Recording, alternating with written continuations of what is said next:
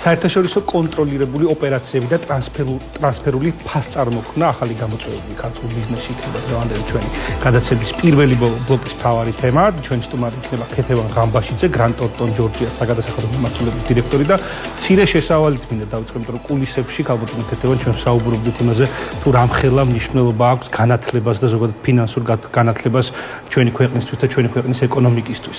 და მსგავსი გადაცემები და მსგავსი ფორმატის საგანმანათლებლო სატელევიზიო აქტები ძალიან მწირია ჩვენს ტელესივრცეში და ძალიან უწყობს მსგავსი ინფორმაციის გავრცელება ჩვენ საზოგადოებას ფინანსური ცნობიერების გაზრდაში.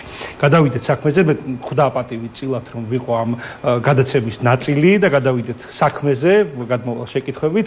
მოდით რომ აუხსნა ჩვენს მაყურებელს, არის საერთაშორისო კონტროლირებული ოპერაცია და დღეს რა ზომის კომპანიებს ეხება იქ. მოგესალმებით, მივესალმებთ თქვენს მაყურებელს. ნამდვილად დაგეთანხმებით, ძალიან მნიშვნელოვანია ასეთი თემების წამოწევა და ცნობიერების ამაღლება ამ მიმართულებით. და ალბათ ბევრს გაუგია ეს ტერმინი ტრანსფერ პრაისინგი და რაღაც შიშით უყურებს ხოლმე ცოტა ესეთი უცნაური ტერმინია და მოდი დასაწყისთვის განმარტოთ, რომ შემდგომ ვიმსჯელოთ მის მნიშვნელობაზე. ჯერ პირველ რიგში კონტროლირებული ოპერაცია არის ოპერაცია, რომელიც დგება ორ სხვადასხვა ქვეყანაში, სხვადასხვა იურისდიქციაში რეგისტრირებულ ორ ან მეტ პირებს შორის. ჩვენზე რომ ვთქვათ, ანუ გარიგების ერთ-ერთი მხარე არის არა საქართველოს რეზიდენტის საწარმო. შესაბამისად, ასეთი ოპერაცია, როდესაც დგება, უნდა იყოს ურთიერთდამოკიდებულება სახეზე ამ მხარეებს შორის. ეს შეიძლება იყოს დედა კომპანია სხვა ქვეყანაში და შვილობილი საქართველოში, ამ ფილიალი საქართველოში, ან მეორე კომპანია იყოს ეგრეთ წოდებული შეღავათიანი დაბეგვრის ქვეყნის რეჟიმის ქვეყანაში, ოფშორებს რომ ვეძახით ხოლმე. და აქ უკვე იჩენს თავს ტრანსფერ პრაისინგი და რატო. მაგალითისთვის აი ძალიან ესეთი ელემენტარული მაგალითი რომ მოვიყვანოთ, დაუშვათ რომ გერმანული კომპანია, დედა კომპანია, თავის შვილობილ კომპანიას საქართველოში აწვდის რამე პროდუქციას სოფტს. რა თანხა უნდა გადაუხადოს ქართულმა კომპანიამ, რა არის ამ სოფტის ღირებულება. ტრანსფერ პრაისინგი ეფუძნება იმას, რომ პრინციპი ძირითადი არის, რომ ეს ფასი გარიგების უნდა იყოს საბაზრო, ეგრეთ წოდებული გაშლილი ხელის პრინციპის შესაბამისი ფასი. ისეთი, როგორიც იქნებოდა, რომ არ ყოფილიყო მხარეებს შორის ურთიერთდამოკიდებულება. და რატომ? პირობითად, თუ ეს ფასი არის დაბალი, ან მაღალი, რა ხდება თითო ქვეყანაში? ანუ თუ ფასი არის მაღალი საქართველოსთვის, ამ თანხის გადახდით ქართული კომპანია იმცირებს თავის მოგებას, შემდგომში შესაბამისად გადასახადსაც მოგების და ის გადადის სხვა ქვეყანაში, რომელი ქვეყანაც შეიძლება იყოს უფრო შეღავათიანი დაბეგვრის რეჟიმში, ანუ ფარულად ხდება, ასე ვთქვათ, მოგების გატანა ისე რომ დაბეგვრაში არ მონაწილეობს. ძალიან საინტერესო შეკითხვაა, ლოგიკური გადასვლა იქნება, რატომ და როდიდან ხდება საქართველოში ეს თემა აქტუალური და საინტერესო იქნება ჩვენი მაყურებლისთვის, რა არის აქ ჩვენი საშემოშალო სამსახურის მიდგომა. კი ბატონო, ზოგადად 2011 წლიდან დაწყებული OECD-ს, ეს არის ეკონომიკური განვითარების და თანამშრომლობის ორგანიზაცია, ანუ ამ მოდელს მიყვება საქართველოს, ცვლილებები თავის დროზე შევიდა საგადასახადო კოდექსშიც და რიგ ნორმატიულ აქტებშიც. ჩვენთან ბევრი დაუშვათ სხვა ქვეყნისგან განსხვავებით არ არის სავალდებულო ყოველწლიურად ან ყოველკვარტალურად ამ ტრანსფერ პრაისინგის რეპორტის წარდგენა. თუმცა შემოსავლების სამსახურს ჰქონდა, აქვს და იყენებს ამ უფლებას, რომ უკავშირდება გადასახადის გადამხდელს და თხოვს კონკრეტულად ამ ოპერაციის შესახებ ინფორმაციას, დეტალებს და შესაბამის ტრანსფერ პრაისინგის დოკუმენტაციას. აქამდეც ასე იყო, მაგრამ წელს 2025 წელს ძალიან აქტიურად დაეგზავნა ბევრ გადამხდელს შეტყობინებები. შემოსავლების სამსახურისგან არის ესეთი 70-ათე მუხლი საგადასახადო კოდექსით უფლება აქვს გამოითხოვონ ეს ინფორმაცია და აღმოჩნდა, რომ ძალიან ბევრი კომპანია, ვისაც ნამდვილად ეკუთვნოდა, რომ ასეთი დოკუმენტაცია ქონოდა თავის დროზე მომზადებული, არ დახვდა მომზადებული ამ მოთხოვნას.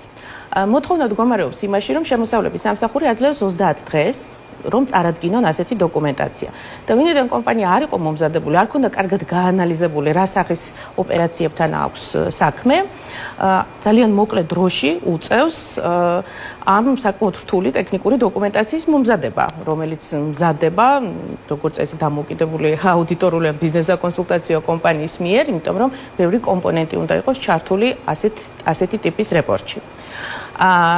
და ანუ სწორედ ამაში არის ძირითადი პრობლემა, რომ ცნობიერება როგორც ჩანს მიუხედავად ჩანაწერებისა საგადასახადო კანონმდებლობაში, მიუხედავად მიდგომების გაცნობისა და შესაძლებლობისა, რომ გაეცნონ მიდგომებს, არ აღმოჩნდა მზაობა კომპანიებისგან, ბიზნესებისგან ამ საკითხის მიმართ. აქეთ დასაწყისშივე ვისაუბრებთ, რომ ჩვენ ქვეყანაში ყველაზე დიდი პრობლემა ზუსტად ამ ცნობიერების პრობლემაა და ამ შეკითხვას ბოლოსკენ მოვიტოვებ აუცილებლად. მოდით ვისაუბროთ იმ გამოწვევებზე, რა კონკრეტული გამოწვევების წინაშე დგანან კომპანიები და მაინტერესებს რა სახის პრობლემა ექმნებათ კომპანიებს, რომლებიც არასწორად ახორციელებენ მსგავს ოპერაციებს ან შესაბამისი დოკუმენტაცია არ აქვთ შესაბამისად გამართული.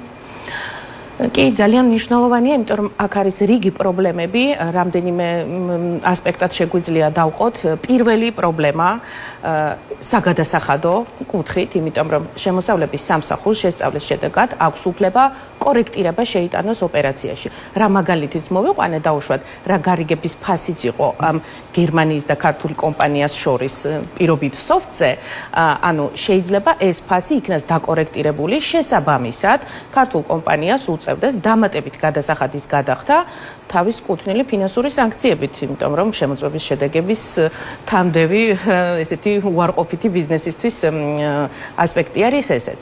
მეორე მნიშვნელოვანი ეს არის ფინანსური აუდიტის ნაწილში საკმაოდ დიდი რისკი არის.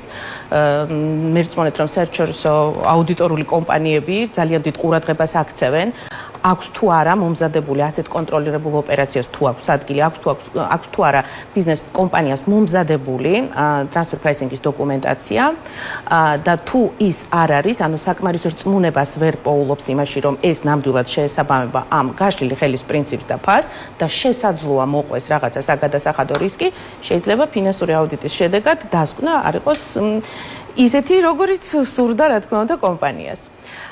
ეს არის რეპუტაციული რისკი, იმიტომ რომ ეს არის გამჭვირვალობა, ეს არის კომპანიის კორპორატიული პასუხისმგებლობაც, რომ კონდეს როგორც ადგილობრივ ბაზარზე, ისე საერთაშორისო ბაზარზე კონკრეტულ სუბიექტს ძალიან დიდი პრობლემა შეიძლება შეექმნას. კი ბატონო, მით უფრო როდესაც დღესდღეობით ჩვენთან საჯარო არის რეპორტალზე ფინანსური ანგარიშგებები, არა მხოლოდ დამფუძნებლებისთვის საინტერესო ინფორმაცია არის და მიმზიდველი, არამედ პოტენციური ინვესტორებისთვის, პარტნიორებისთვის, ბანკებისთვის და ასე შემდეგ.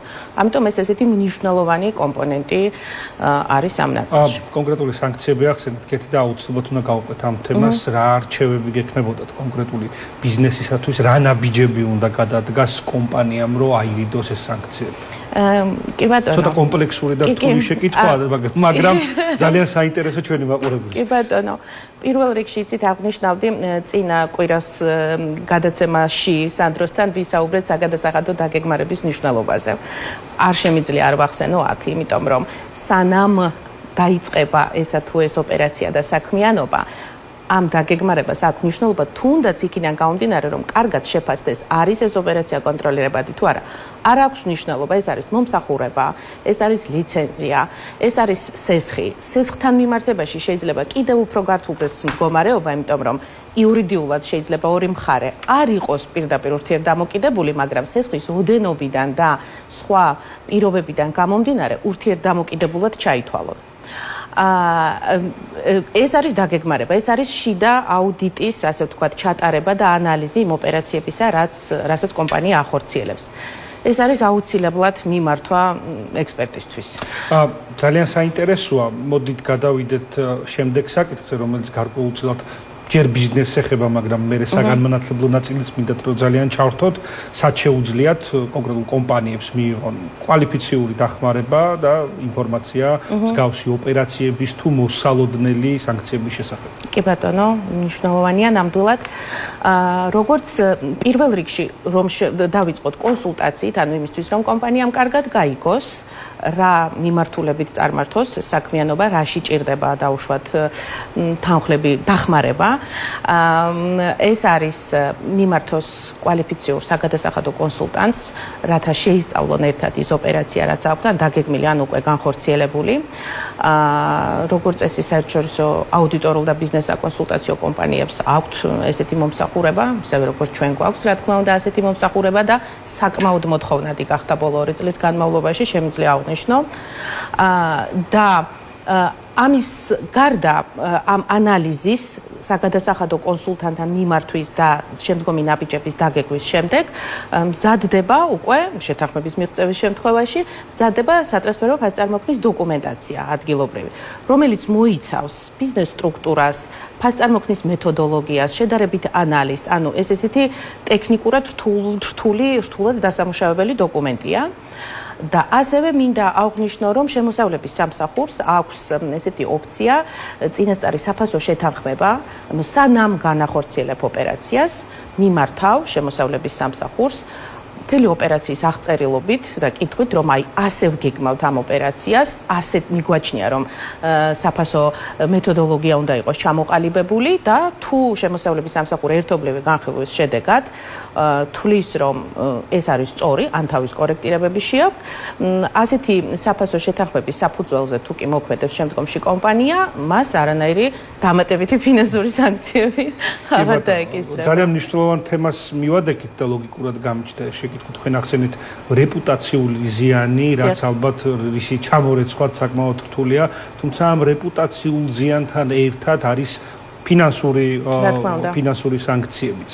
აი ამ ჭრილში მინდა რომ შეგეკითხოთ, რომ რამდენად დიდია ის ფინანსური სანქციები ზოგადად და ასევე აი ამ შეკითხვაშივე მინდა გამოვყო ამ ისეთი კომპანიების საკონსულტაციო მიმართულებით ამ შემთხვევაში კომპანიების როგორც არის Grant Thornton-ი მიმართვა, იმიტომ რომ ხშირად ბიზნესი ცდილობს ეკონომიას და სხვადასხვა არხებიდან ეძებს ინფორმაციის მიღებას. ამით მინდა გამოვყო, რამდენად მნიშვნელოვანია პროფესიონალები ჩააყენოს საქმის კურსში და პროფესიონალებთან ერთად წარმართო ბიზნეს ოპერაციები, რომ შეკითხვის თავში ავინიდოთ ეს ყველაფერი.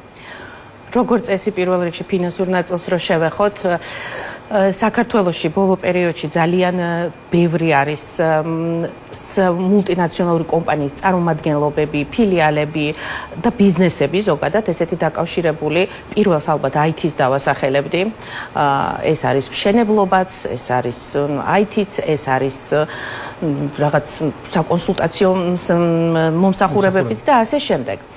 როგორც წესი, ეს არის მსხვილი საერთაშორისო კომპანიები, ბრუნვებიც შესაბამისად დიდია და თანხებიც პოტენციურად, რაც შეიძლება დაერიცხოს არასწორი მიდგომიდან გამომდინარე, 6 ნიშნა არის როგორც მინიმუმ, ასე ვთქვათ, ასე რომ ძალიან დიდ ფინანსურ რისკებთან შეიძლება კონდეს შეხება კომპანიას, რომელიც არ გაითვალისწინა თავის დროზე თავის დაგეგმარებაში ეს საკითხი.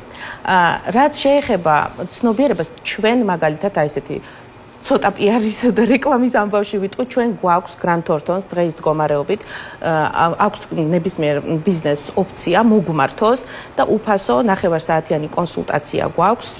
გავამახვილოთ ყურადღება უფასო ნახევარსაათიანი კონსულტაცია. ძალიან დეტალური, უშუალოდ იმ სპეციფიკის გათვალისწინებით, რაც აქვს ბიზნეს, სადაც უშუალოდ რას ვერ პრაისინგზე ვაფასებთ, რა რისკები შეიძლება კონდეს. აი ამ ცნობიერების ამაღლებისთვის გვინდოდა რომ გაგვეკეთებინა ეს პირველ რიგში. კავშირებით მინდა გკითხოთ, იმიტომ რომ არსებობს რაღაც კლიშე, როცა მიმართავ ისეთ საერთაშორისო კომპანიებს, რომლებიც მულტინაციონალურია და მრავალ ქვეყანაში ოპერირებენ, ვადებთან დაკავშირებით არის ეს კლიშე ადამიანების ჩამოყალიბებული, რომ ძალიან იწელება ეს საკონსულტაციო მომსახურებაც. ორი სიტყვით ამასთან დაკავშირებით და შემდეგ უკვე გავიდით რეკლამას. თუ საკონსულტაციო მომსახურებას ვამბობთ, ნამდვილად საკმაოდ მოკლე ვადაში, ანუ მომართვენ თუ ამ უფასოს ვამბობთ, აქ ნახევარი საათით უბრალოდ დროიდან გამომდინარე ვართ შეზღუდულები, ხოლო თუ ეს არის კონსულტაცია, ეს საკმაოდ მალევე იგეგმება. თუ ეს არის უკვე მომსახურება თვითონ რეპორტის მომზადების, აქ დიდწილად დამოკიდებულები ვართ იმაზე, რა კომპანია რა მოცულობით, რა ოპერატიულობით გვაწვდის თვითონ თავის ინფორმაციას თავის ოპერაციის შესახებ, იქნება ეს ფინანსური ოპერაცია თუ სხვა ახსნა განმარტებები ამ ოპერაციის ირგვლივ. როგორც წესი ეს ერთ თვეს არ აღემატება მთელი შიდა პროცედურების გათვალისწინებით, რომელსაც ასევე ვაწარმოებთ, რა თქმა უნდა. კეთი, ძალიან დიდი მადლობა. მე კიდევ ერთხელ მინდა აღვნიშნო ჩვენ მრავალრიცხოვან მაყურებელს მიმართო, იმიტომ რომ როგორც შუადღის, ასევე დილის მონეტიზაციაშიც ყოველთვის აღვნიშნავ, რამხელა მნიშვნელობა აქვს მსგავს ესე შევაფასებდი ხარისხობრივ ინფორმაციას ჩვენი მოსახლეობისთვის, არა მხოლოდ დიდი ბიზნესებისთვის, არამედ მცირე სუბიექტებისთვის, ინდმეწარმეებისთვის და მე მართლა მოხარული ვარ და იმედია მსგავსი ინექციები ჩვენთან რა თქმა უნდა და სხვადასხვა პლატფორმებზე იქნება, იმიტომ რომ გაიზარდოს ფინანსური ცნობიერება საქართველოში. ქეთევან ღამბაშიძე, გრან ტორტონის საგადასახადო მიმართულებების დირექტორი, კიდევ ერთხელ ძალიან დიდი მადლობა.